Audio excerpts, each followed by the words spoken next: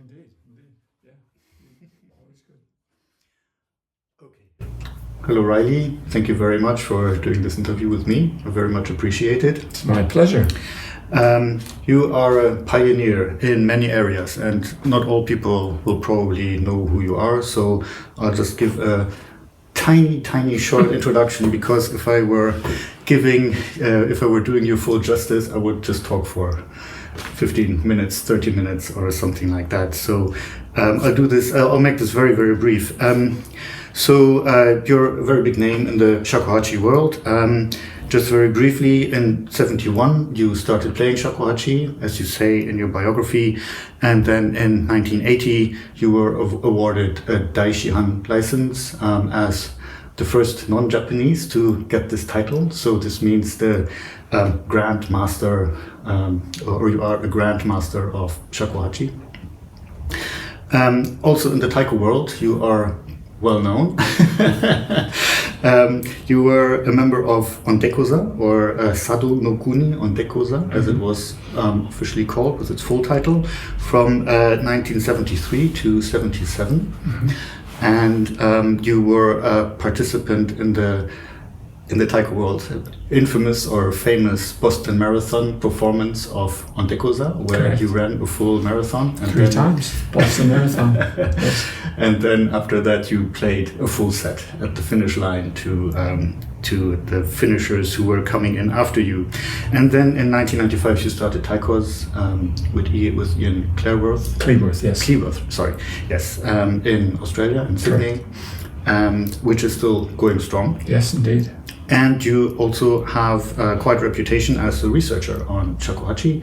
So in 1993, you did a PhD thesis on the history and tradition of shakuhachi kote and honkyoku, in particular on Shoganken Reibo, the piece that you analyzed. And Reibo, the three different Reibos. Yeah. So the Reibo piece, yes. Okay, the Reibo piece, yes, fair enough. Outside of that, I have noted you also play shinobue, so or yokobue, some form. With these interviews, I always like to get briefly into the topic of Zen as well. So I think you probably also have a few comments on that. By now, you have been running breathing workshops for many decades. And you also create your own music, you compose and you release a lot of recordings and produce music. So, and this is just the tip of the iceberg. So for the viewers, just to give you an impression of the breadth and the depth of what you've accomplished and been doing over many decades. So, I'd actually like to start briefly with your Taiko career, because I'm assuming that we'll be talking about shakuhachi a lot, and this probably will get a very long conversation, and I don't want the Taiko bit to fall by the wayside. So I'd like to just quickly start with that. So, as I said before, you were a member of Ondekoza. This is in the time before there was the split into what is now Za Ondekoza, who is in Nagano Prefecture, and Kodo, who are still on Sado Island.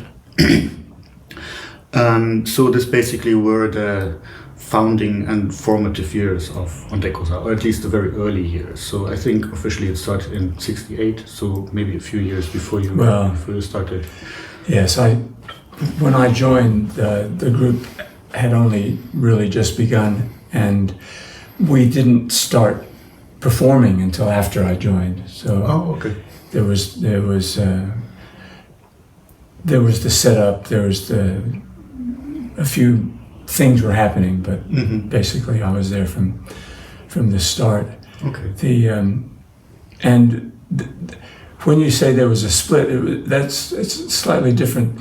There was the group Ondekoza that was founded by and led by this man named, it was his chosen name, he kind of his made-up name, Den Tagayasu, which literally means cultivating the fields. Okay. We were the fields.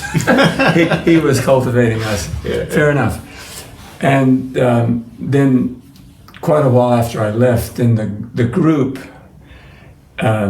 split with him. So Yes. it was just him. Right. So the group that had been together by that time, over 10 years, stayed. So the split was, and so he says, okay, I'm going to take the name and all the drums. You can have. That's right. He took the drums. You can have the space. Yes. But in my opinion, there's no, anybody can have drums. You can get more drums. It's the people, it's the expertise, it's the experience. Of course. Yes. That the new group, which then was called Kodo, which most people know about Kodo, they don't know about Ondekoza. Yeah. Anyway, so my official title for the group is I'm a founding member of Ondekoza, and it was great. It was a wonderful time. It was very difficult. I joined I personally joined in order to leave Osaka, which in the 70s was like, you see pictures of Beijing now.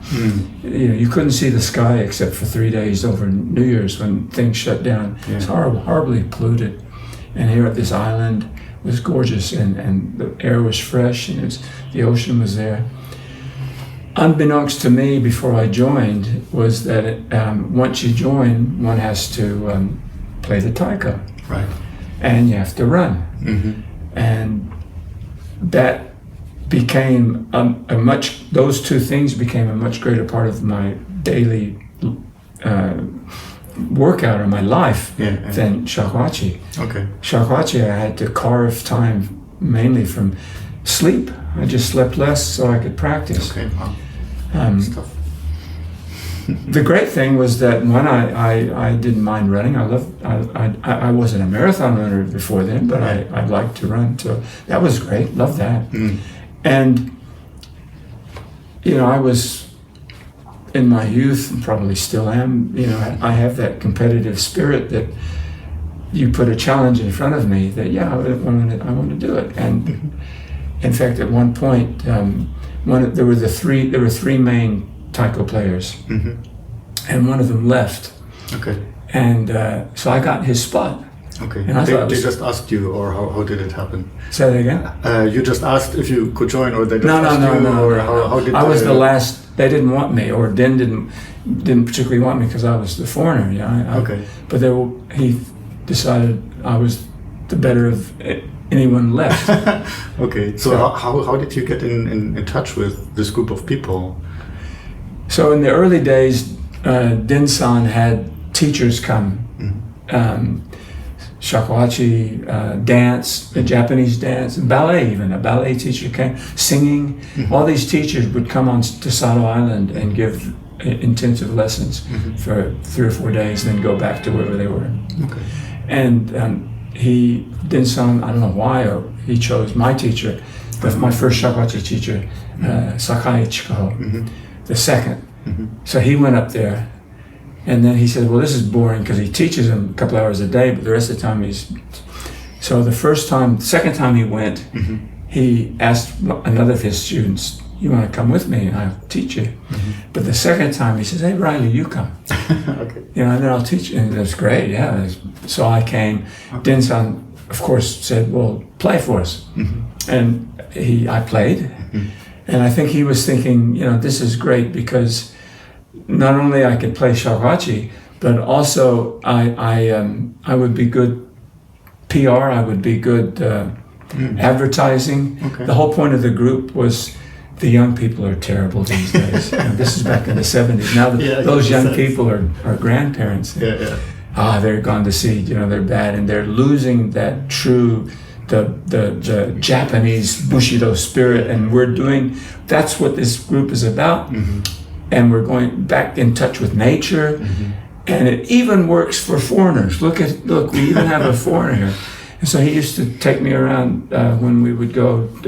He would go soliciting donations or sponsorship. It was great for me because I got to meet the CEO at that time, the CEO of Mitsubishi, the CEO of Suntory whiskey, Yakult, another one. Okay. These big companies, these conglomerates, and I would be wheeled out in a sense. I would just sit there, smile, but see. Great. Okay, wow, yeah, quite a story. So you already mentioned Tagayasu Den or Den Tagayasu. So he seems to have been quite a character. And, amazing. And to think that when he started this group, we were all in our early 20s, mm-hmm. and he was only in his early 30s. Mm-hmm. Yeah. I think that's amazing. I mean, he was a dictator. He was.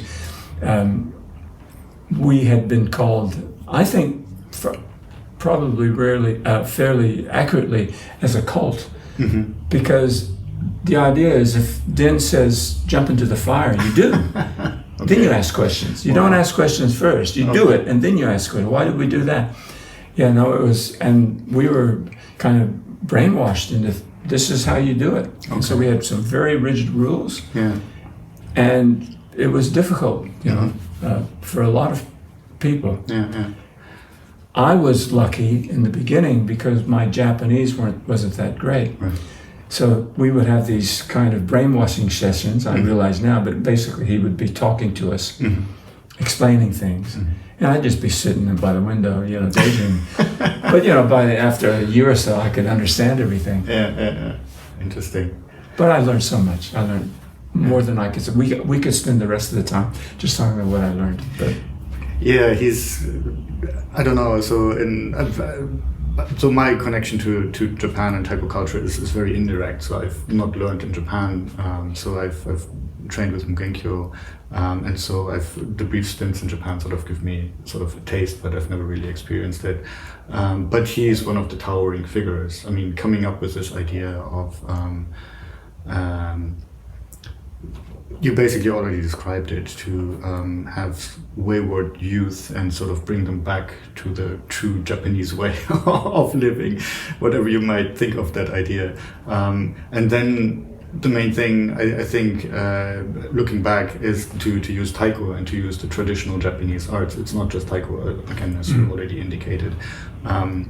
But especially I think using Taiko as a means for that is quite a novel idea, because Taiko really wasn't performing art until very recently before that, maybe. And there's only a couple of other groups. Exactly. He wasn't the only one, but he was one of the first, and we were certainly the most well-known to basically take what was just a festival activity. Mm-hmm. So every little village had, not everyone, but many villages had their own little Taiko thing. Mm-hmm. And that's all they did. That's all they could do. That's all they wanted to do. Yeah. And it was for one day or 1 week of the year. Yeah. And the rest of the year they just practiced for that one time. Mm-hmm.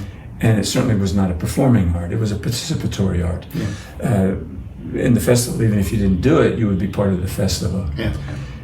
So he then took that and changed things so that it could be put on the stage, and then brought not only to other places in Japan, mm-hmm. But also the rest of the world. And also it took it out of these individual sort of Taiko ways of playing, took it out of the village. Mm-hmm. The village, that particular village or that festival owned that style. Yes. He kind of took it, and now anyone could feel that they could do that. Now you lose things that way. It's change, mm-hmm. and change is, so I think personally that it's still great that even though mainly or largely because of the early activity of Ondekoza and later Kodo, the last time I heard there was about 3,000 Taiko groups in Japan, and not quite so many outside, but I mean hundreds of Taiko groups throughout the world. It's still really great that you can still go back to those villages or towns and see kind of the original. Mm-hmm. Now, which is better? Because it's original, is it better? No. But it was the original, and they're different. Yes. So how Kodo plays these routines are different from where if you go back. And of course the people in the village would say, well, ours is of course the better because we are the original. Yeah. Well, it depends. As a performing art, maybe not. Yeah. So I've heard a few stories where people saw or were familiar with the Kodo version of a piece. I don't know, maybe like Chichibuya Tabayashi. That's the main or one. Miyake or something like that. Yes. And then they go to the place where it originated, and they say, "Oh, this is wrong. This is wrong. I've seen it with Kodo. This is the no, no, you shouldn't say that. And the local people were not. No, you don't say that. You don't say of course that. not. Of course not. So, but yeah, it's a big legacy. Sorry, I'm getting drawn into all these fascinating Taiko stories. So let's maybe do the next main question I have. So you were also very instrumental in starting Taiko in Australia. Kind of. I encouraged Ian to start it. Okay. So could you give a short story of how that started with Taiko? There was a martial arts convention in the main big arena in Sydney, and they wanted Taiko. And Ian heard about me. Okay. And he said, "Oh, let's do something." So he borrowed this old flabby Taiko from some temple that was really, and we did something. Okay. You know, as part of it was just this for a convention. Okay. And then he got more and more into it. Ian was at that time still the principal percussionist of the Sydney Symphony Orchestra. He's a trained percussionist. He basically, one could argue that he had the top percussion job in all of Australia. You know. He was also a founding member of a modern percussion group that is still going on, and is the sister group of TaikoOz called Synergy. Yes.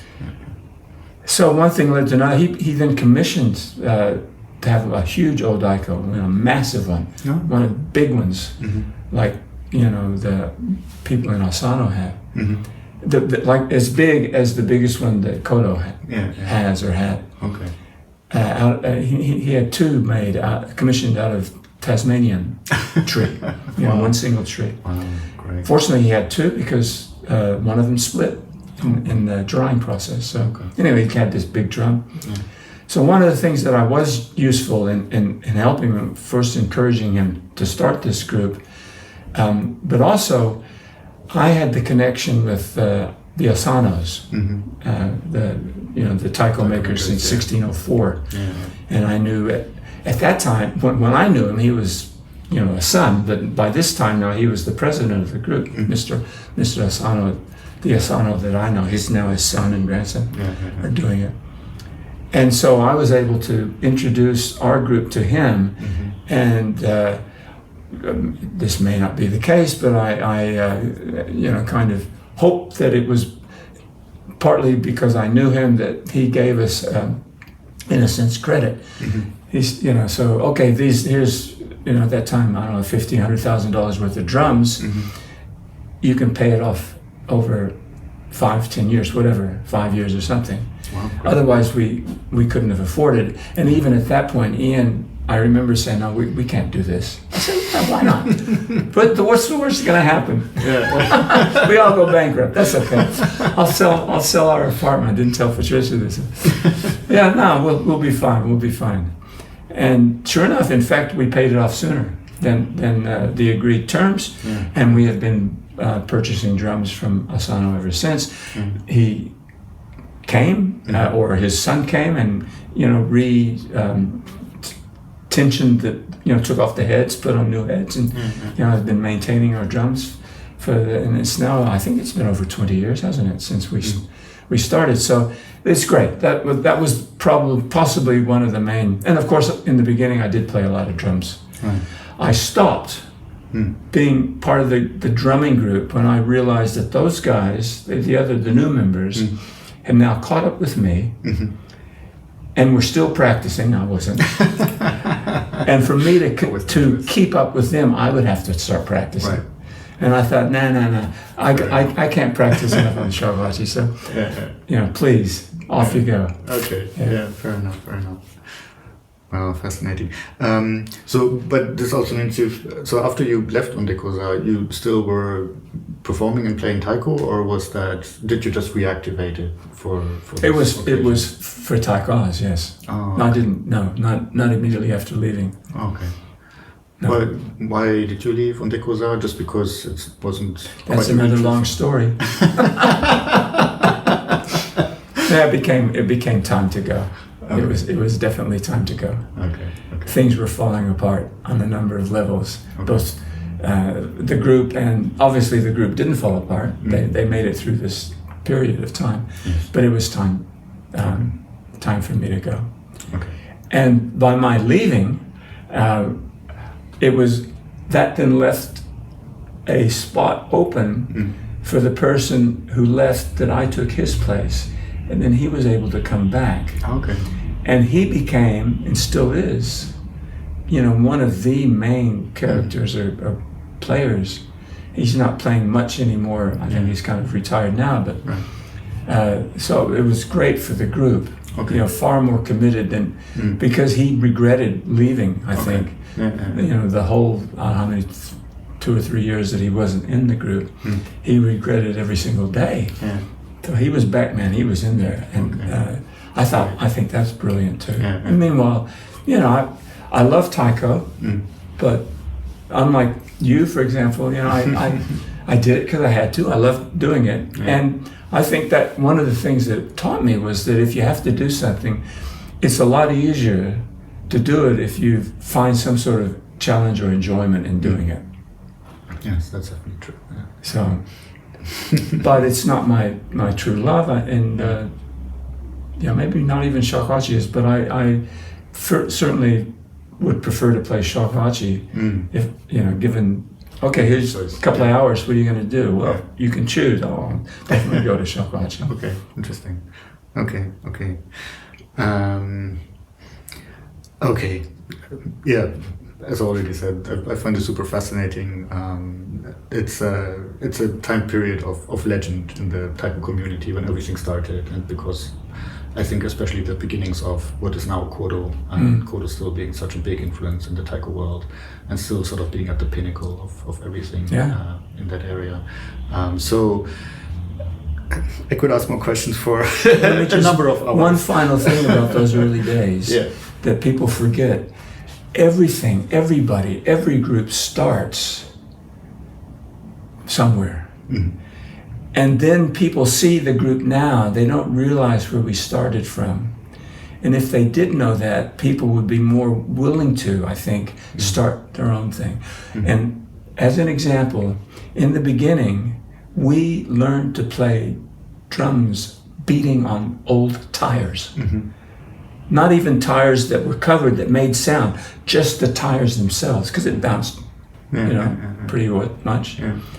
Yeah, this is what we did. This is how we learned. And I think also in the beginning, once we did have drums, we really only knew a couple of routines. We did the same thing, and I think that our technique was pretty sloppy. It was not polished at all. But we were so gung-ho, and this is, I think, in large part due to Den-san. He instilled us that, we're doing great things here. That it was exciting because we were so involved in doing it. It wasn't as polished as Kodo is now, but we were, it was a life or death sort of thing for us. We were doing this because this is why we get up in the morning, is to do this. We even, in early days, I remember, we went through these phases. First of all, we had to eat and write with our left hands if we were right-handed. But secondly, one time for a period of time, we had to go to sleep with Taiko bachi, the drumsticks, taped to our hands. Oh, really? Wow. Yeah, so you're asleep, right, and you're falling, and then you turn over and say,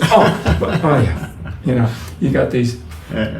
The idea is those bachi, those drumsticks, and it works. It actually works. Maybe that was a crash course in it, but if you play them enough, that's true of anything. Even if you, hoe with the tool that you use, if you use it enough, becomes an extension of your body. Your brain thinks of it as an extension of your body. It's true with the shakuhachi. It's no longer, it's me, it's the instrument, I play the instrument. It's all one thing. And this was just acknowledging that and trying to increase it. And the other thing was that the idea that certainly in Japan, I think in much of the art world, in Japanese art, all performing art, so whether it's dance or music or even brush painting. So all the physical, all of the I guess all the arts too, pottery, the whole thing was and still is to a large extent grounded or inspired by nature. Nature is what we're striving to recreate or to feel. And this is what, I'm not sure if Katsuya Sakai-san mentioned this in his interview with you, which I hope if any of you haven't watched or listened to those interviews, you do so. He was, Katsuya Sakai-san was talking where we had our Shakuhachi camp recently, about the difference between emotion and knowledge. I'm not sure about those words. I think that you don't quite understand. But one is the thinking, analytical technique, and the other, the emotion, is that non-thinking, intuitive thing that is what music touches. You can touch someone, this is what Katsuya Sakai-san was saying, you can touch something, you can impress somebody once with technique, with knowledge. But with emotion, you can impress them every single time with the same thing. So that's nature. That's what nature is about.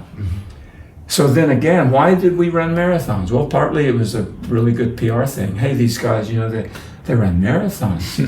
Then they play the drums. Oh, we got to see them. Yeah, great PR thing. But it was more than that. Okay. You take people that live in the city, that grew up in the city, and you bring them out to Sado. If they just sat inside and watched television, that's not good. What's the crash course in nature is you get them out there and you have them run. You have them run hours every day.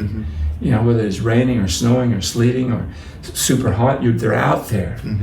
And by running, and some of us had to walk a lot of the time, we absorb this nature, even if we don't know we're absorbing it. So I think that was brilliant too. Yeah, running is apparently, at least for Ondekoza, is still sort of half of the ticket, it seems. From what I've heard secondhand.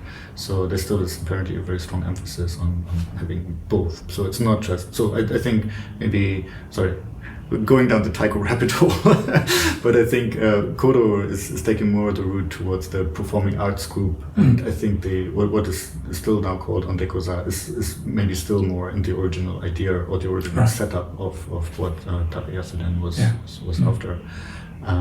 So I've heard an ex-member say that it was just a bit too much running for him. He just preferred the performing aspect of it, which I mean, of course, to each his own. Yeah, it's you can't say one is better than the other. They're just different. Exactly. Yeah. I think so too. So, sorry, just one last question, because I have you here. This almost mythical story about running the Boston Marathon and then playing. So people who play Taiko know that it's physically very demanding. So even if you're in good shape, but playing a full show for 90 minutes, 120 minutes or so, it takes a lot out of you. So it's quite a feat running a full marathon and then playing a full set afterwards, or at least it's described as a full set. Can you tell the story in a bit of detail? Sure. Well, so I always thought, because back then my fastest marathon time was under 3 hours, the magic under 3 hours. So even now I tell people, in my 20s I ran a 2-hour 57-minute marathon. Wow. I probably could have gone even faster had I stayed in the group. I was still going up. Very impressive. That's very impressive. And I always thought that the people that ran slower, what slackers? Anyone can do that.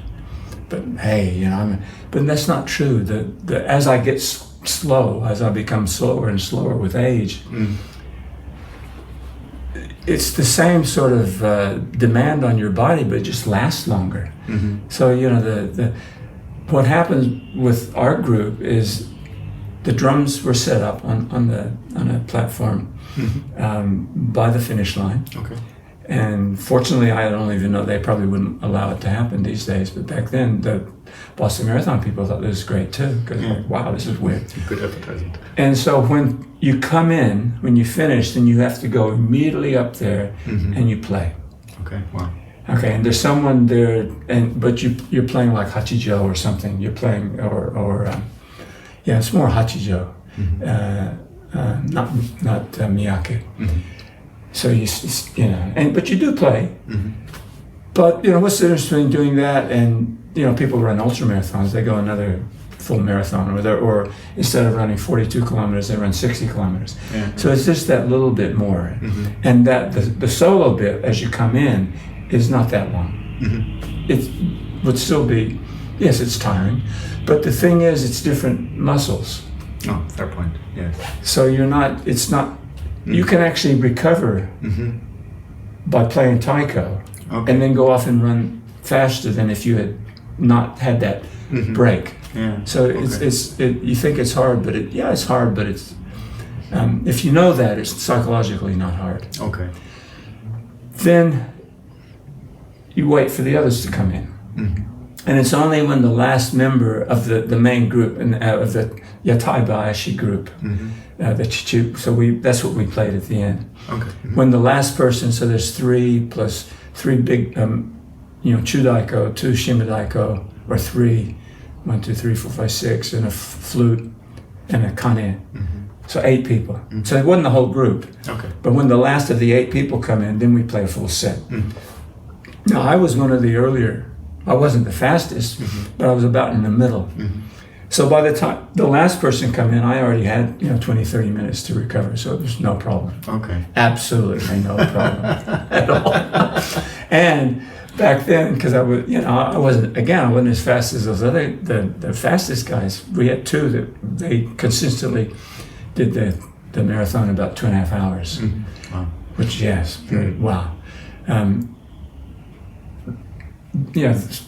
You recover. It's only 2.5 hours, then you finish. Nowadays, it takes me 5.5. My slowest was nearly 6 hours. Okay. Now that's hard. Okay, if you have to sustain an activity for longer. It's harder up here. Yeah, it's like anyway. That's okay. So it's a great myth, but it wasn't that hard. Okay. Once you were fit enough to do a marathon. No, of course. In a reasonable time. Yeah. Now, if you had to do that after, if I had to do that now after a 6-hour marathon or a 5.5 marathon, that would be hard. It's just a bit of a different story. Yeah. Plus we were young. Yeah. Fascinating. Okay, sorry, before I ask more questions on this, let's switch to maybe we can keep this quite brief, to your career as a researcher. So in addition to performing, so you strike me mostly as a performing musician. That seems to be your main interest, I would say. But at the same time, you also have you just were in Princeton teaching, so let's say you still have an academic career. So what is it about this view on shakuhachi, on traditional Japanese music, that you find interesting? Why did you get into it? What's the fascination? So to answer your final question, why? The reason I did that is the reason I've done everything in my life. It's the path of least resistance. There are a number of paths with lesser resistance than others. Yeah. So it's the path of least resistance that I'm more inclined to take. Okay. So out of 3, if that looks hard, I ain't gonna do that. This is easier, okay, I will take this path. But of the 3, I'll take this path because I'm inclined to do it. Even though you like a challenge, as you said earlier. So it doesn't have to be the hardest challenge every time. Well, see, ignorance is bliss. When I joined, for example, Ondekoza, I didn't know the challenges that I faced. Yeah.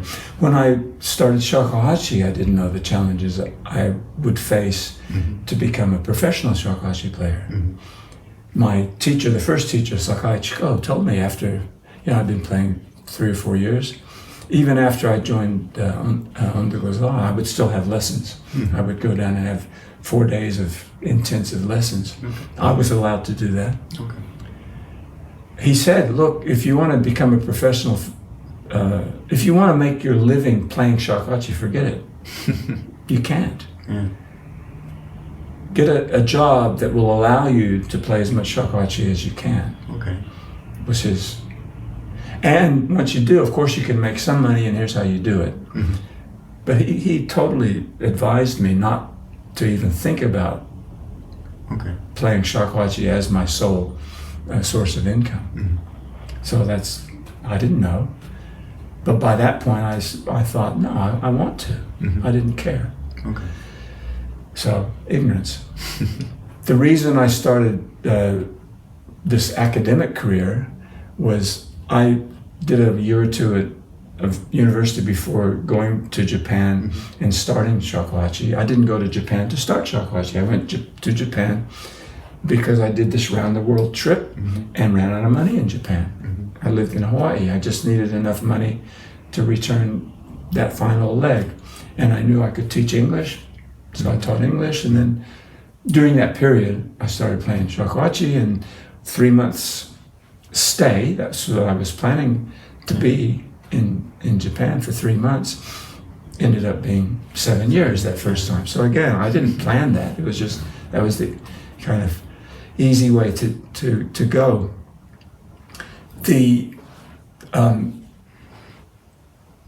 I then went back to Hawaii, another long story, but ended up in Hawaii. And again, long story about why I went to the music department. I went to ask, could I borrow some facilities? Mm-hmm. And the president, at that time, head of the department, said, yeah, sure, you use the auditorium. I wanted to make a recording. Okay. Yeah, we'll do that for you. Would you like to teach here? Oh, okay. Just shakuhachi, just as a casual lecturer in the ethnomusicology department. Wow. And he said, furthermore, you have this Grand Master thing, which, by the way, is not as grand as it sounds. There are probably the majority of shakuhachi traditions or lineages don't even have that title. And it's a bit unfair because there are people that don't have Grand Master, and there are people that probably were better than me sooner than I was, just because their lineage didn't have the Grand Master. I got it first. So it's very arbitrary. Still good PR. It's excellent PR. I certainly have used it. And it doesn't even mean Grand Master, really. The better translation is big teacher. The idea that if you reach a certain level, you owe it to your teacher, to your lineage, and to yourself to continue the tradition, to teach it. And that's only then will you become a real master, once you start giving it and transmitting it. Only then will you know what you're even doing. Yeah. So, big teacher. Yeah, I like that. You should get so this head of department says you should get at least finish your BA. Because your Dai Shihan stuff, that isn't going to cut the mustard here in the West. If you want to make a living in the West, you should at least legitimize yourself at the very least. And then BA, and then he says, well, you're doing so well, let's get this MA. And then, well, you're doing so well, you get scholarships. Well, let's see if, you get a PhD, and so that, and at one point after the BA, should I spend that time, because it became more and more time consuming, doing that, or should I work more on the shakuhachi, the music career? And by that time, Yokoyama, Katsuya Sakai-san's teacher, was also my teacher. In fact, I may have started with Yokoyama sensei before Katsuya Sakai-san did. So theoretically, technically I'm his senpai, his elder brother in the shakuhachi world. I don't consider that, I think. Yokoyama says, I think that the shakuhachi should go out, should leave Japan. This is why he started this World Shakuhachi Festival thing.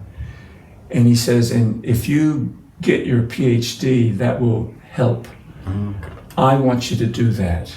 You may not want to do that, but that will be better for the shakuhachi tradition, because you can, it will legitimize the tradition. You will be able to write about it. You'll be able to inform people about it. Yes, do that. Go that way. Okay. Exactly, okay. Do what your teacher tells you to do. Exactly. Yes. Easy choice then, isn't it? Yeah. Okay. So then this Princeton thing again, it just happened. It was who you know, people invite, a professor there invited me to come, and that's been great. That's been the over the years has paid back the time and effort that I put into the PhD, because you can't teach. At the very least, you need a PhD. I think there's still people that could teach what I've been teaching at Princeton. Maybe not the last couple of courses, but some of the early courses, as well as, if not better than I did. Okay. But they didn't have the PhD, so that was. Yeah. In the academic world. It's an academic world. It's your ticket, isn't it? It's the ticket. Exactly. So. Yeah. So. What do you think? So I have the impression. So I'm not an ethnomusicologist, so I just ask as an outsider, really, just having read a few papers and theses and things like that. So, but it seems to me that maybe in the last couple of decades there is increased research in the ethnomusicology field in this traditional Japanese music and or shakuhachi. So, how do you? What's your impression? Where does this? So where does this research on shakuhachi and traditional Japanese music go? Where does it lead? And what does it contribute to the field of shakuhachi practice or shakuhachi performing? Yeah, excellent question. So you could boil it down to, there's academic knowledge, there's history, there's culture, there's context. Does that help the music? I guess so. But there's music that has nothing to do with that. Yeah. So without the music, or to use Kaki Sakai-san's word, without the emotion, it's not going to happen. And even the tradition still exists because people become fired up with it. They hear it, they want to play it, they want to listen to it. They want to either hear more and therefore support the people that are doing it, or they want to do it themselves, and thereby also supporting the teachers and then becoming a teacher themselves, and it goes on to the next tradition. That doesn't happen in academia. You don't get fired up. Well, some people do. I shouldn't say that. People do get fired up with, what's in their heads and the all of that. But a lot of it, you study something that you really get fired up with, and so how are you going to make a living in that field? Well, you teach. You become a teacher. That's your only path, which is possibly is sad. I really don't know. I think, okay, to now break up your question, how has ethnomusicology contributed to the shakuhachi tradition? And one of the things is basically debunking a lot of my own PhD thesis in terms of history, because I was just basically translating and adding to and culling, sources that I had access to. And at the time, this is what was and my advisor says, well, these are the sources that you want to, focus on. And on the one hand, it makes a huge difference in that what was, particularly in the 70s, by this point it would be the 80s, when I was doing my research, was still kind of considered as, if not history, at least, well, we're not sure. It could go either way. To being, this is really just a story. This is not really what happened. So much of what I was brought up as thinking really did happen has been proven as, no, it didn't happen. It's a story. However, it's a good story. It's a very good story. And what would encourage the emotion, the music, more, a good story or the boring facts. And even the facts are not facts, they're just one version, because there's no such thing as, it's only historical, well, as far as we know. Which is, is quite shaky. The scientific, rigorous research methods. Well, as far as we know this happened because we've got, but, how did, okay, so it's iffy. But probably, almost certainly, the story was just a story. But what a great story. So which is more important? I don't know. It's, if debunking that story is very important to you, all the more, go for it. If it's, for me, it ends up, it doesn't matter.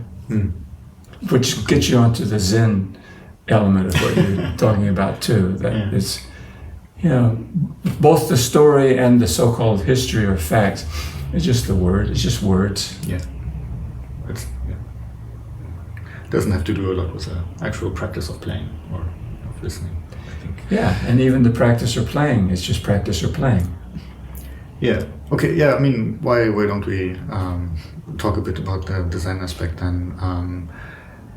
So one of the things, so you mentioned the interview that I did with Sakai Sensei, and one of the things that I took away from that interview, and also of course of him teaching me for many years now, is that his focus is very much on the practice of playing shakuhachi, and I think for him this is the most important aspect of it. Sure, there is the performance aspect, and especially Yokoyama Sensei and his tradition, bringing the originally,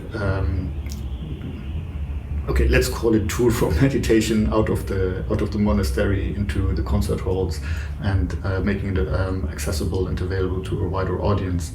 But it still seems that this type of music, it's not pop music where you fill big stadiums and get huge fan crowds. It seems still to be more about the actual practice of playing yourself. And I think with that,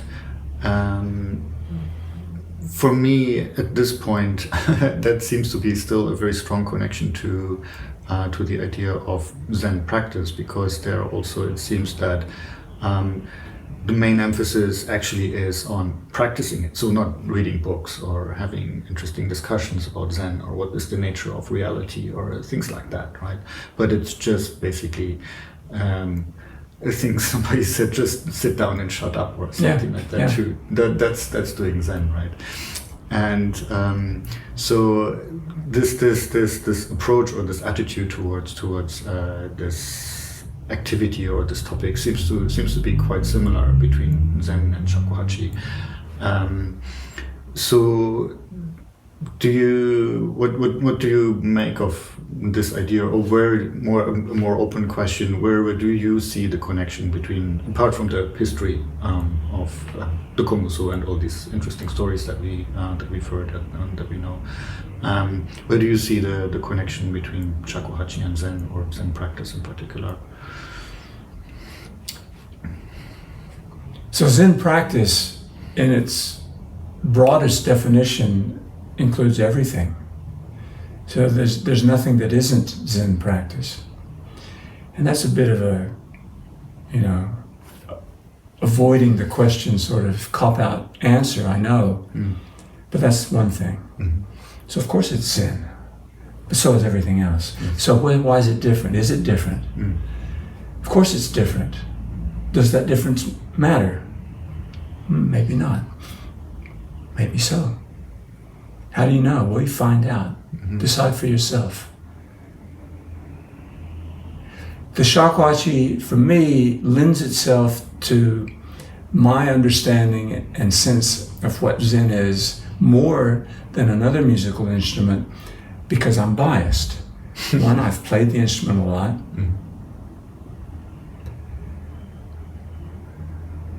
But also because it's firstly, Zen, the Zen Buddhist tradition is by no means the only meditative tradition. There's meditative traditions, in pretty much every culture. culture. And the Zen Buddhism that you find in Japan is only one of many types of Zen Buddhism.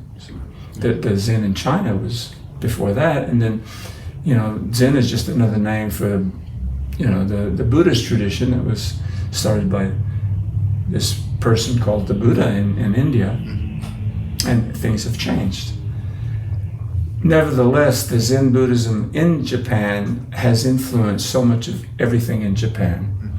That whole idea of nature, the connection with nature is largely to do with that.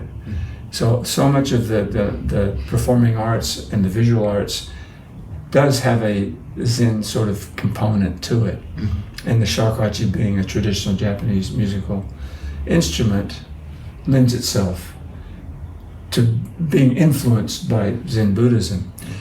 Unlike the stringed instruments, it also involves the breath. And I think that's really big, very, very important. Again, I'm biased. All meditative practices in all cultures use the breath as a means or a way of getting into the meditative practice. And the shakuhachi can do that, but particularly the shakuhachi honkyoku can do that. Playing modern pieces on the shakuhachi, which ironically is what is being played most in Japan.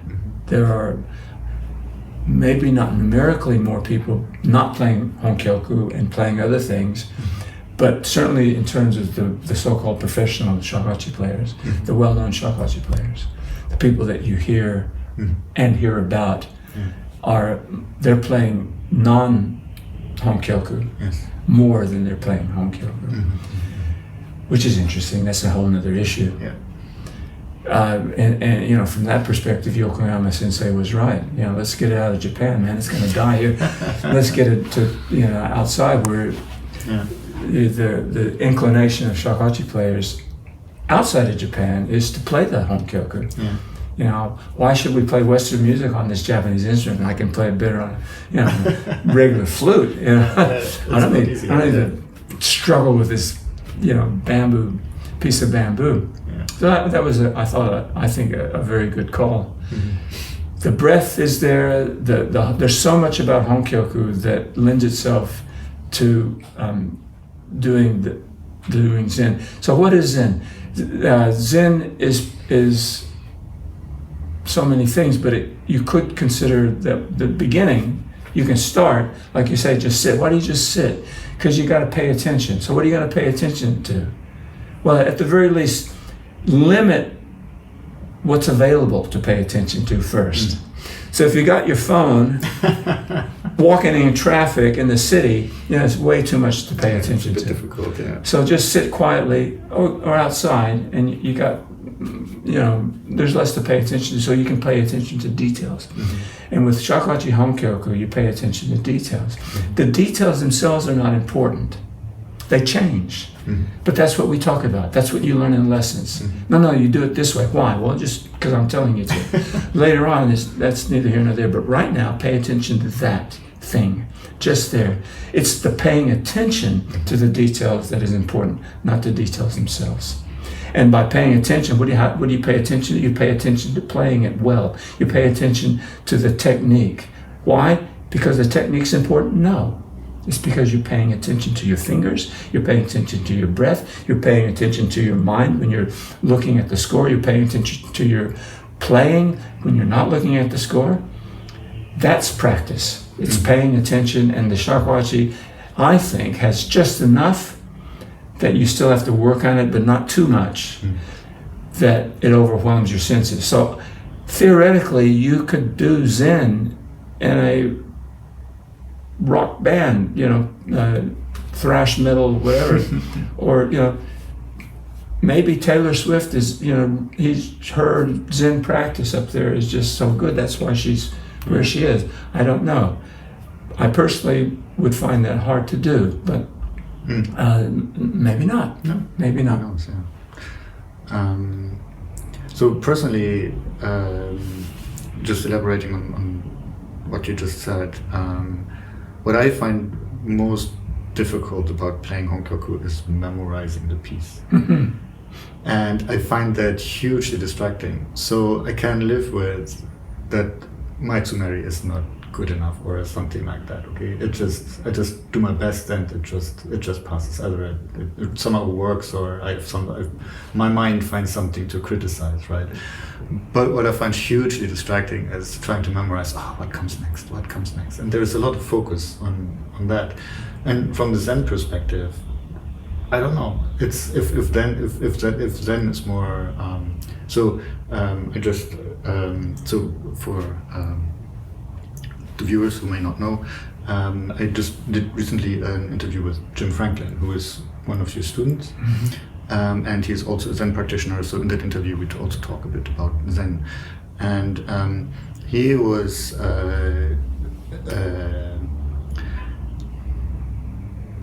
Emphasizing that he thinks Shakuhachi is closely linked to Zen practice, or is Zen practice, because of this very strong focus on the moment, of being in the moment, just doing what you're doing right now, and right. So you can observe that tsunari is good or is not good, and it's just what it is in this moment. Okay, and I completely understand that. Mm-hmm. But so this idea of Shakuhachi playing as Zen practice, when there is always this, what comes next, this is not being really, or I've not found a way to see this as just being in the moment. So do you have a comment on that? I do, I have many comments. Okay, please. The most recent course I taught at Princeton was called Meditation, Mindfulness, Memory, and Music. Okay. And it was largely about how the brain works. Okay.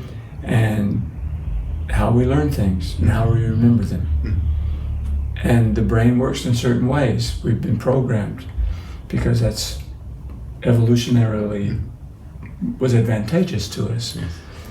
There are ways to memorize things. Mm-hmm. We have not been taught those ways. Mm-hmm. It's all out there. There's books, there's people teaching. There's this actually a really good person in England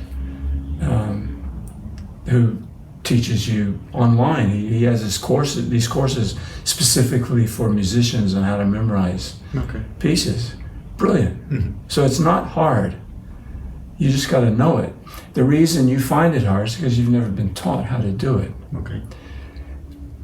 But once you know how to do it, and once you practice it, it's no harder than learning the shakuhachi itself. Mm-hmm. The shakuhachi, if you were just given that instrument and no one showed you what to do, is hard. Yes. And you give it to, I love the shakuhachi in so many ways, but one of them, I've got these friends, any musical instrument, they can pick it up and they can play music on it. Mm-hmm. Multi-instrumentalists. Mm-hmm. They can play a lot of instruments really well. Mm-hmm. Keyboard, piano, fine. Wind instrument, yeah. Stringed, other string, yeah. They can just, and even if they don't, they can fiddle with it. Mm-hmm. And it's not traditional or anything, but it still sounds like music. They can't do that with the shakuhachi. It frustrates them to no end. They can't even make a sound. The point being is that you're trying to memorize a honkyoku is the same thing as someone trying to learn the shakuhachi without knowing what they're doing. Now, some people can get it, but most people can't. And certainly, it's a lot faster if you're shown how to do it. And it's also a lot faster if you accept the point that it's possible. If you think, no, I can't do that, well, then you can't. Yeah. If you think I can't do it yet, just because I don't have the tools and I haven't put the time into it, that's different. And it's hard work, but it's not. Now, so what's hard? What's hard work? For me, because I love playing shakuhachi, if it takes me, 10 hours a day for a month to learn a really difficult piece, that's not hard. Mm-hmm. What's hard is to carve out 10 hours a day of my time to do it. Mm-hmm. But if it's a big enough gig, if it's paid well enough, I can put other things aside. The actual doing is not hard. Mm-hmm. Other people would say that would be really hard. For me, doing what other people do for 10 hours a day would be so hard. Yes. I couldn't do it. Yeah. they can. So it's not hard if you really want to do it. It does take time. Okay. And there are ways to decrease that amount of time, just like practice in general. You can get better at practicing as well as memorizing. Okay. But the main thing is really, this is phrase 1. Okay, what's next? Phrase 2. Mm-hmm. Okay, you've got 2 phrases. Mm-hmm. Surely you can learn 1 more. Just 1 more. Yeah. Okay, you got 3. Mm-hmm. Fast forward a week or a month or a year, you've got all 25. Mm-hmm. And then there's other ways. Okay, I forget in the middle. It's like, oh, what comes next? There's ways to deal with that too. There are ways, but this is beyond the scope of this interview. Okay. Come see me. For the secret shakuhachi knowledge. It's not secret. It's all out there. You just look up how to memorize music. Yeah. Yeah. And otherwise, I can send you the link to this guy in England that's got this brilliant course. Okay. Fair enough. Yeah. So. It's a fair point. There are these techniques for memorizing stuff, and as the more you know about how memory and cognition works, the easier it is. And it's so much better once you have the piece in your body, in your mind, without looking at the score. Yes. It's more than you think it is. Mm-hmm. It may not sound more, Mm-hmm. but it's so much more. It's more for the listener, but it's much more for the performer. Mm-hmm. It's a whole nother realm. Mm-hmm. It's like you're behind this door, and on the other side, man, I can't even begin to describe what's back on that other side. Yeah. If you can just learn to do it. Mm. That's one thing. The second thing, you learn one piece, the second piece a little bit easier. Right. It gets easier the more you do it. Yes. Okay, let's pick up that point. I wanted to go in a slightly different direction, but okay, let's pick up this point because I noticed this as well. So the way Sakai Sensei teaches honkyoku is that before you can continue go on to the next piece, you just have to memorize the piece. And I always think this is very good. And the first few rounds when I did this, I was very surprised because basically in a lesson, when I basically had the piece memorized, but I was still using notation just to make sure I don't lose the thread and so on. His comments often were, oh yeah, it's okay, maybe we can move on to the next piece soon. And then maybe the next lesson I had it memorized and we started again from the beginning. So it felt like that to me because exactly as you say, once you get to this point that you have it in your head, this is just, that's my current interpretation of it. It's your mind just works very differently because you look on a piece of paper and you're just reproducing what's on the paper, even though shakuhachi notation is problematic and you need to memorize a lot of stuff right from the start. But this is a very different mental activity, I find, from actually just standing there or, I don't know, looking at the wall or closing your eyes or whatever and just playing it. And so I now think this is really just, so there is this idea of honnin no kyoku, to make the piece your own. And I think this is just a crucial step on the way to make it your own, because then if you want to have a nice mental image, you take it from the page and you put it into your body, because then you really start playing the piece from within and you start playing it from yourself. And it's very different having just following instructions on a piece of paper. So just to, I think I just paraphrased what you were saying.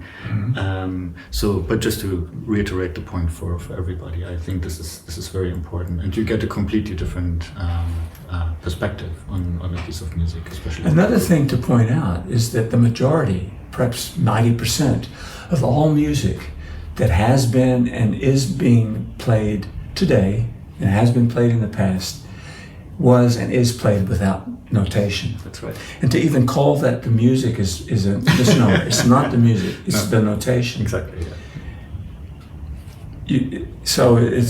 That's playing with notation is the odd way of doing it. Yes, exactly. So, music making has nothing to do with that. It's a very Western. It's not just Western. There was notation. There was shakuhachi notation from way, way back, but they had a different take on it. Particularly shakuhachi. I'm not sure about the other instruments, but yeah, even the koto and shamisen, these big 20-minute pieces, they would. Blind. The people were blind that were playing a lot of the time. So of course they had to memorize it. So yeah, memorizing the piece is essential, not only from a musical point of view. It just makes sense, and there's just so many ways, so many reasons why it's important. Having said that, I'm a bit like Katsuya Sakai-san in that I'll say, okay, we can go on to another piece, but you're going to still have to come back to this piece. We're not letting it go till you do memorize it. And so then till you can play it from memory.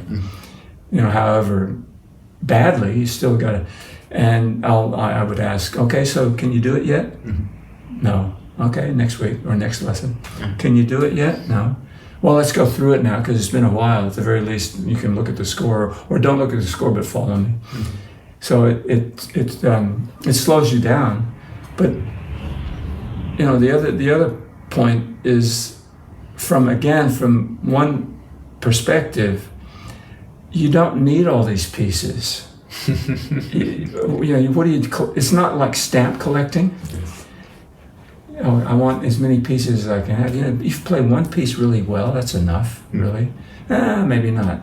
But no, yes, it is. And as you were saying, once you learn to play the piece without looking at a notation or looking at the score, is the beginning. And so where's the end? Well, you die. That's the end. There's no end in your trip or your journey with that music, that particular piece of music. As long as you're playing shakuhachi, there is no end. You don't graduate. Okay, I know this piece, I can forget it now. No, it doesn't work that way. No, exactly. Yeah, sometimes students I find are frustrated by the slow progress on honkyoku. But just to elaborate on your point. No, exactly, right. And so then, there is this list of pieces that we do in the KSK, and then, it takes them, I don't know, months or a year or something like that to learn just one of those pieces. And even learn it how much. Exactly, right. And then, the comment at the end, and usually it's, okay, let's do the next piece, but we'll get back to this at some point when your level has improved. And some people find that very frustrating. Other people love this kind of process. So So going back a bit, the other point I wanted to trying to briefly pick up on again about playing from memory. So there are these techniques, and once you know how memory and cognition works a bit better, then it also you get techniques and tricks, so to speak, on how to faster memorize things. So that's possible. I think there was a second aspect to that when I first mentioned it, which is even though I have memorized a piece, it's still that it's very rare that I can just play it. There's always this part of me that sort of looks ahead, and that's not in the moment, but that looks ahead. And so I just wondered if you had any comment or insight on that's great on how this relates to this Zen approach to just playing in the moment. Because if you're just one more sentence. If I'm just in the moment and I just play, then I can just go anywhere, right? So without having a plan or a direction, it's sort of anything can go, anything can happen. I think it's a misunderstanding of what being in the moment is, to think that it's just no plan. I can go anywhere. I'm here now. The moment includes the future and includes the past. Okay. That's being in the moment. And that's part of what I was mentioning earlier about being aware. You're aware of what happened in the past. That influences what you do in the moment. You have an idea, or you predict what is going to be in the future. Our brain works that way. We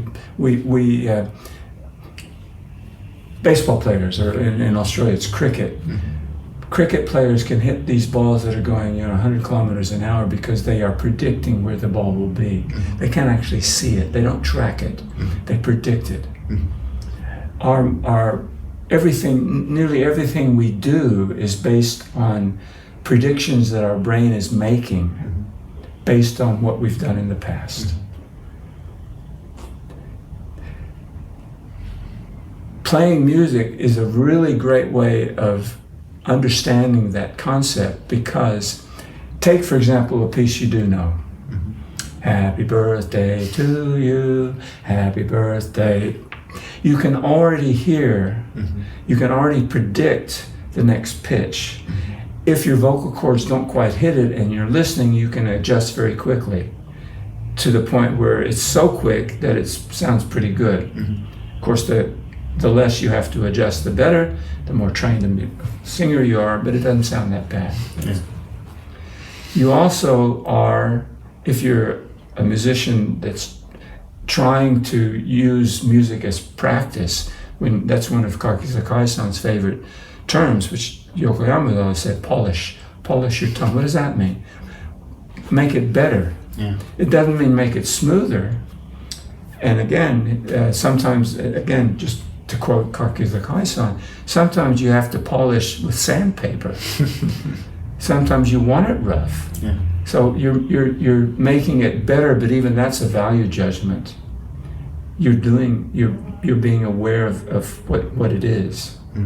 What is it? Well, that's another question. You observe what has happened in the past. Happy birthday to you. I know that I've gone that far, but I'm not at the end yet. So I listen to what I've just done and I evaluate it.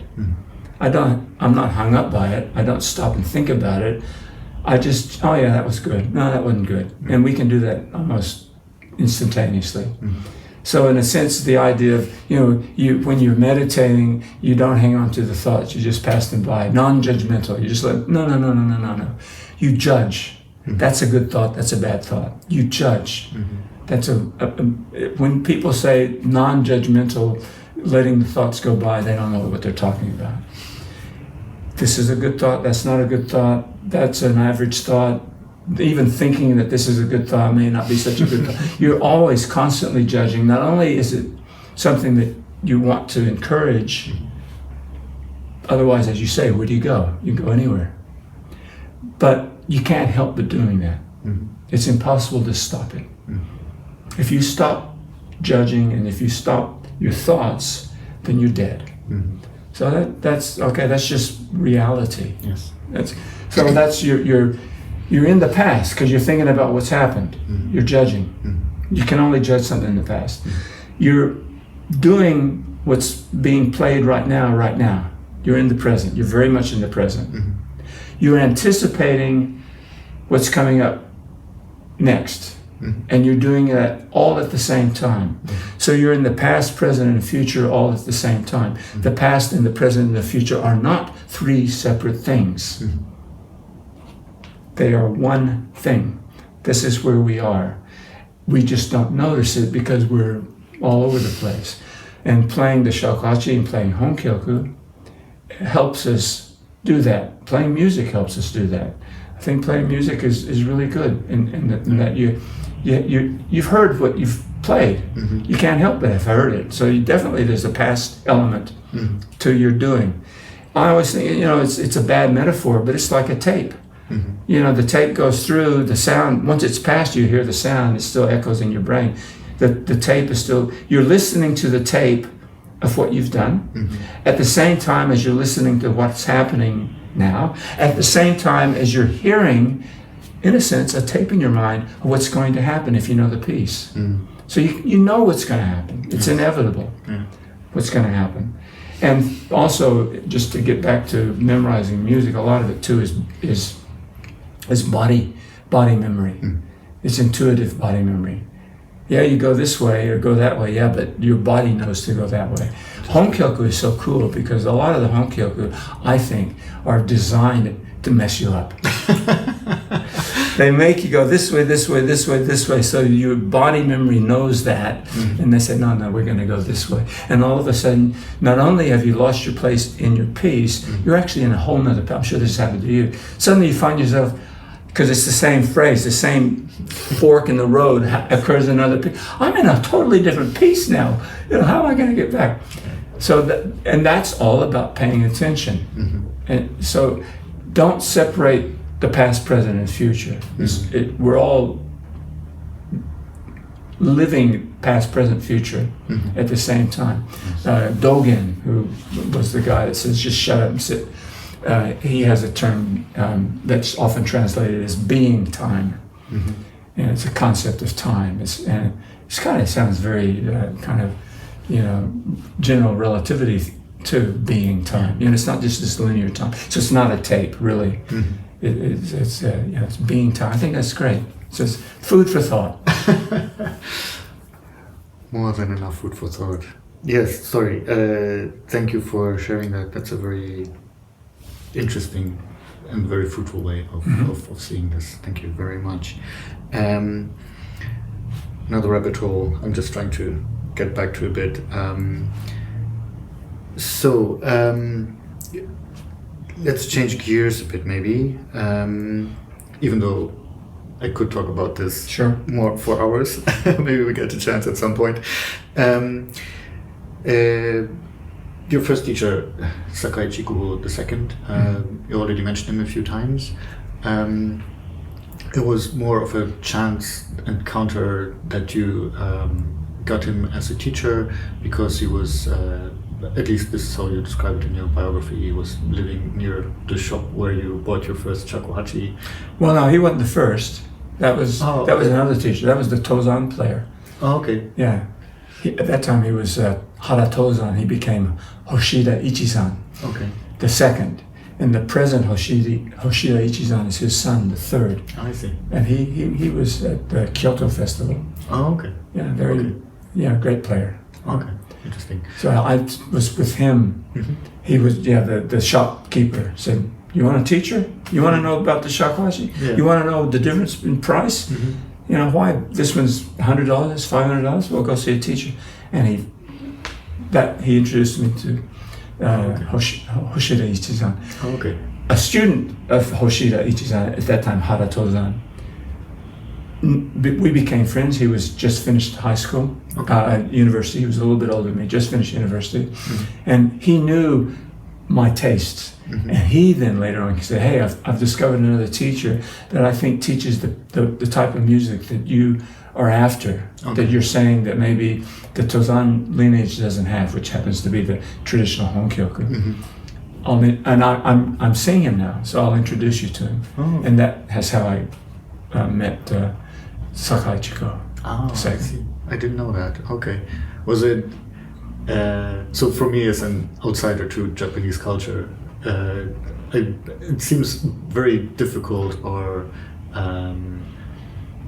difficult to change teacher or to have multiple teachers. I did all the right things. I explained to Hoshida Hara-san, to my teacher, that I'd like to study this type of repertoire that Tozan lineage does not have, even though I love what you're playing and I appreciate it.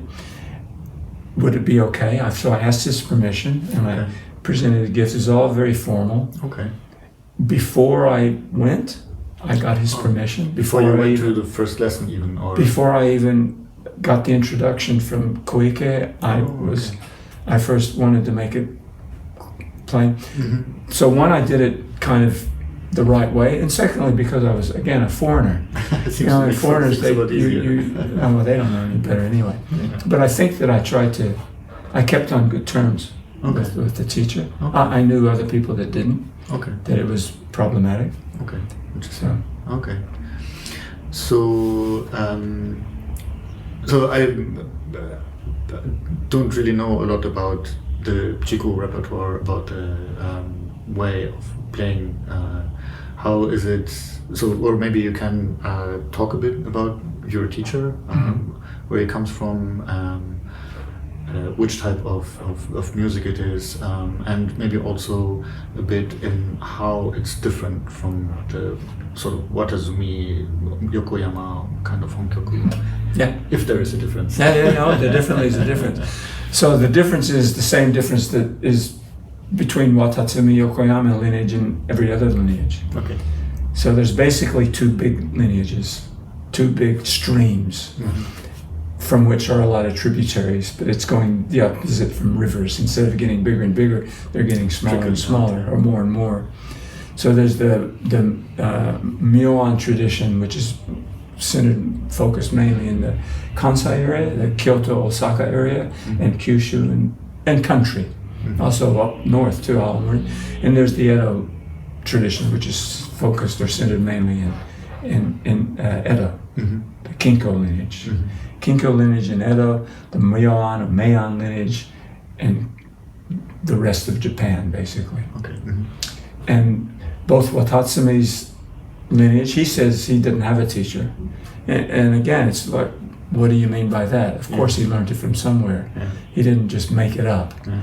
But on the other hand, what he was doing wasn't taught by his teacher. So he's right and he's wrong. Yes. So he's neither right nor wrong. Just that he's emphasizing something. Yes. And other people emphasize other things. So that's just a matter of emphasis. But he grew up, or his formative years as shakuhachi player was at a shakuhachi tradition in Kyushu, but still kind of from the Myoan or Meian stream in Kyoto area. And that same stream was the source of the honkyoku in Chikuho as well. And there's this guy that one of the differences is that in the Kyushu area, which is where Watatsumi came from, it wasn't as influenced by this one person named Jin Yodo as the lineages, including Chikuho lineage. Kurohashi Sensei, Kurohashi-san is also his lineage. He's a well-known teacher outside of Japan as well as in Japan. His lineage all comes from this guy Jin Yodo, who interestingly, even though I kind of put down the idea of collecting pieces, he was a piece collector. He collected pieces. Seems to have a big repertoire. Yeah. He just collected pieces, but maybe the difference is he also disseminated the pieces. So he learned them well enough. He wasn't just collecting. He obviously could play them well enough that people wanted to learn the pieces from him. There are then little differences. So I talk about this in my PhD thesis. You can read it, in terms of genealogy. So someone gets a piece. You learn a piece from somebody, and then you learn, and it changes with each. The way I play it is not the same way as Yokoyama played it. But the way Yokoyama played it when I first learned a piece from him, and 20 years later wasn't the same either. Yeah. And his playing is certainly not the same as Watatsumi's. Yes. And Watatsumi's way of playing it is even greater than the way his so-called non-existent teachers played it. Yes. So there's all these changes that are happening, and you come along and there's the same piece, but it gets different. People teach different people, and then at some point, very often, someone over here learns this piece that's different enough that I want to learn that piece. So it comes back together again. So what's that? Is that piece from this way or that way? And then it goes on. The honkyoku are they change.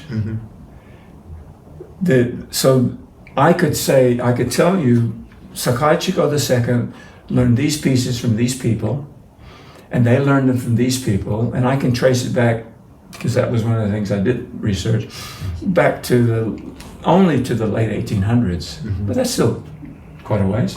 Before that, who knows? I don't know. But what's the point? Interesting. Here's an interesting kind of current affairs sort of thing, is that Sakai Chikuho I, so the founder of the lineage, who was my teacher's father, learned a lot of pieces from a Jin-Yodo tradition, but a couple of other traditions too, that were all in the Meion stream. When Sakai Chikuho II, my teacher, the first son, he wanted to expand the repertoire. But as the head of the sect, as the Iamoto, it's beneath him to go and study from someone else. I'm not sure this has happened because I didn't actually ask him. This is what I was told. His brother, however, could learn other pieces. So his brother, who is now head of the Chikuho lineage, Shodo, he learned a bunch of pieces that their father didn't know. And then he, having learned these pieces from another source, taught it to Chikuho, the second, who then changed it in the same way that he's changed everything, not necessarily on purpose, but just he put his spin on it. He made it his own. Honin no Kyoku, he made it his own. And then that became the standard. He died, he became ill and died. Shodo took over. Shodo then said, the way my brother has been teaching this, and all the scores that have been the official Chikuho scores are wrong. This is how it is. This is the real way. So he rewrote everything. Wow. So that's now this other new thing. So the Chikuho that I teach it's like I'm teaching you a dead language, really. But not because it's the piece. The score is dead, but it always was. So that doesn't bother me. Fair enough. Yes, but the music itself is there. And even Chikuho the first, the reason there is a Chikuho lineage, a Chikuho ryu, is because the first was in some other lineage who's now, this lineage is defunct. It's so defunct, even I don't know it, even though it was in my PhD. It's like, I don't need to remember this. This happens throughout all art forms throughout the world. He became as good, if not better, than his teacher. So what does his teacher do? Kick him out. That's what happens. Yeah, that's a very common story. I want to create my own music. I want to put my own spin on things. I want to compose things. Well, you're not going to do it under my watch, mate. Off you go. And that's what happened. Okay, interesting. So that's why Chikuho started. And there's another lineage, a very small lineage that I'm sure you haven't heard of, called Ueda. Have you heard of Ueda lineage? I've heard of it. I don't. Okay, same thing. The head of Ueda was this brilliant performer. Even Kawase, the big one of the big Kinko lineages. What happened there? Araki Kodo. What happened there? All the lineages are, where's the Kinko lineage? There is no Kinko lineage because they all got, they left or they got kicked out or something happened. This actually one of the questions I have on my too long list because we don't really have, unfortunately, a lot of time left.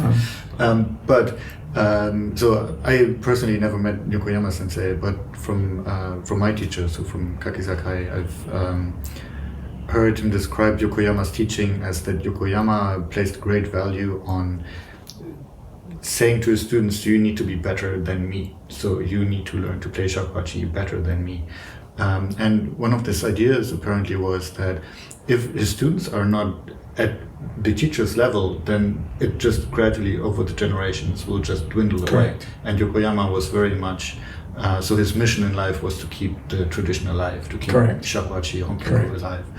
So this seems to be quite a different take on transmission of honkyoku or keeping the tradition alive, or is this more just a concept, and when it comes down to the personal nitty-gritty, it's as I say, I don't know how it was with Yokoyama, but it's maybe a bit of a different point, and then when it actually gets down to it, that the student surpasses the teacher, then you get onto the personal level, and then it gets more difficult. But it seems a marked difference to what Yokoyama at least was saying explicitly. Well, I'm not sure about that, because what Yokoyama is saying is what happened.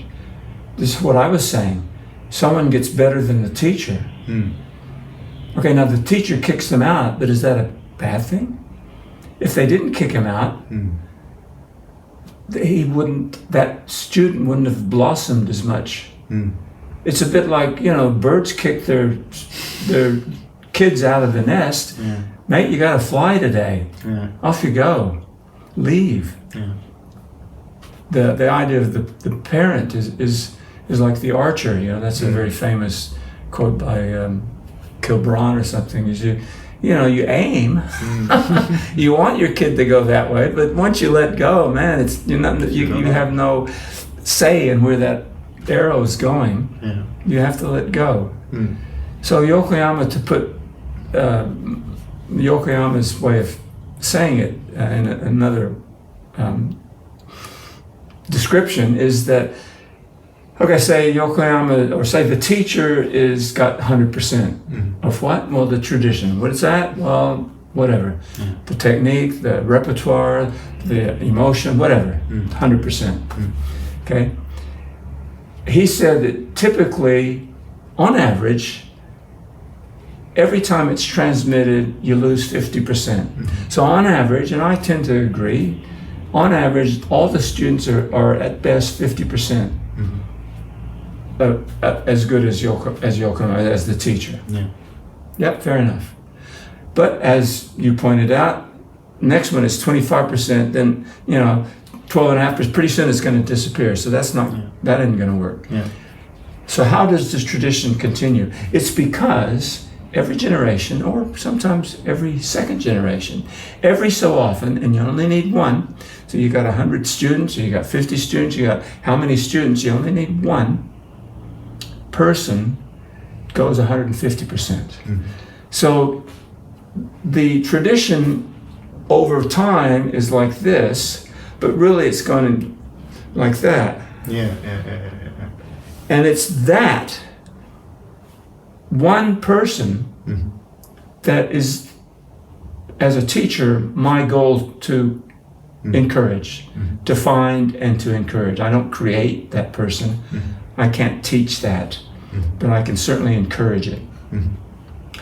So another way of saying it, and I'm not sure if Yokoyama actually vocalized this, but this is, I think he would agree with this. As a teacher, if you're my student, I want to say and do and play in every way possible to encourage you to become better than me. That's my goal, is for you to surpass me.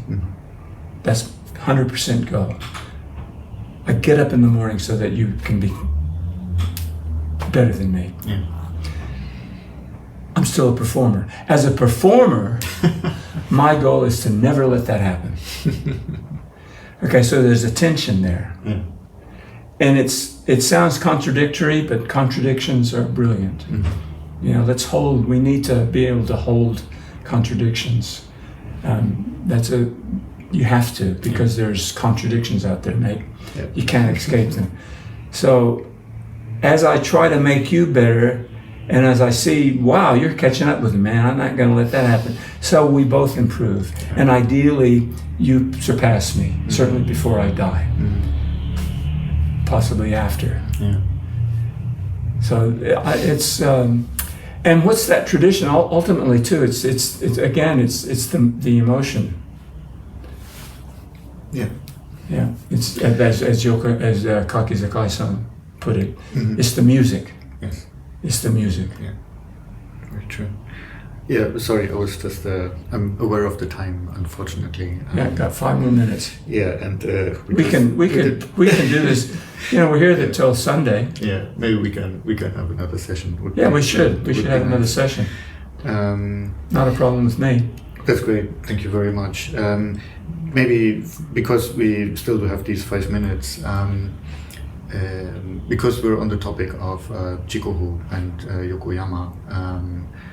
From a stylistic point, what do you think are so KSK? The way I was taught, the way I'm teaching, I always say pitch is number one priority. This seems to be one of the KSK things, right? Correct. So to maybe for people who are not that versed in honkyoku, this does not make too much sense. But one thing I picked up over the years, so in KSK, when you do mawashi yuri, right, I was told you go between these two pitches, and this doesn't change. Right? The pitches, the bottom pitch and the top pitch, they have to stay the same, even though you get faster, even though it gets more difficult. But the pitches are the number one priority here. In Chikuho, this seems to be a different conception of this way of playing or of doing mawashi yuri, where actually the interval gets smaller over time. So when you get faster, the interval also gets smaller. So first of all, is this actually a correct observation, and are there maybe similar things, or is this does this say anything actually about the different approaches to honkyoku between the lineages? Pitch is important in any lineage, but it's important in different ways. Okay. And Yokoyama placed an emphasis on consistency of certain intervals in ways that other lineages didn't. But the consistency, the intervals were different, but the consistency were often the same. Mm-hmm. In the sense that Yokoyama taught you got to go down here to equal the next pitch, mm-hmm. which musically actually to one's ear makes sense. You have to, so a medi note should equal its kari equivalent, mm-hmm. for example. Yes. So other lineages, it doesn't matter, but you're always going down the same way. It's not anything. Mm-hmm. The concept of pitch is different in that there is no concept of pitch. You don't talk about it. Mm-hmm. Sakai never mentioned pitch. Okay. But he was consistent. Mm-hmm. He was consistent in his inconsistency in terms of medikari. Mm-hmm. For me, it's far more aesthetically pleasing when you match those pitches like Yokoyama mm-hmm. did. And even when I was studying with Chikuho, I was already listening to Yokoyama. Okay. You had, the cassette player was only just invented, mm-hmm. but I had LPs too. Yeah. And I could hear him perform live when I could. Mm-hmm. So I always preferred that. But that's just my opinion. Mm-hmm. That's my personal judgment. Chikuho was consistent in his tradition, and his tradition was like the main stream, the Mayan tradition. Mm-hmm. And so, for example, a very good example of pitch and how it works is Kurohashi-san, who I mentioned, who is also one of the main teachers, regular teachers of the shakuhachi camps mm-hmm. that used to be always in the Rocky Mountains. Yes. His lineage is from Jinyodo. He plays these traditional pieces so that the pitches are like you were talking about. They're not as deep. So tsu dai meri, the E double flat is not the same pitch as D, mm-hmm. right? But it's consistent. Mm-hmm. When he plays Western music or even non-honkyoku, mm-hmm. Pieces, sankyoku, for example, pieces for shamisen and koto. Mm-hmm. His pitches are spot on. Mm-hmm. If it's Western music, his pitches are spot on. Mm-hmm. He's not playing sharp. His E flats are E flats. Mm-hmm. He can play whatever he wants to play. Yeah. He could play honkyoku like the Yokoyama mm-hmm. played it. Mm-hmm. Just that's not his thing. Yeah. That's not how he learned it. Mm-hmm. And he has no interest. Unlike me, and I sometimes listen to the way he plays and I think, yeah, that's really cool. I like that because it's off. Mm-hmm. It's off in a brilliant way. Mm-hmm. So I don't know. I tend to play now. I play the Chikuho pieces more like Yokoyama. Okay. So I adjust the pitches mm-hmm. to suit my own aesthetic. Right. So maybe I'm bastardizing the tradition. You're creating your own tradition, maybe. Yeah, exactly. Well, anyway, yeah. So. But the important thing is to be aware of it, and maybe Yokoyama, what's good about Yokoyama is not so much that he made the E double flats, the tsu dai meri equal to the rho, mm-hmm. equal to the D, but he's saying, pay attention. Mm-hmm. Well, Chikuho never said that. Right. Though we did it, he would say, no, that's wrong. Okay. So he would still say, no, listen, mm-hmm. but he just wouldn't tell you about it. Right. I'm not sure if he He just heard it was wrong, so it was more an intuitive thing. While Yokoyama, perhaps because he heard more of the Western music scene, he was more into that. Though it's not Western music, as you know, the E flats are not E flats; they're flatter than E flats.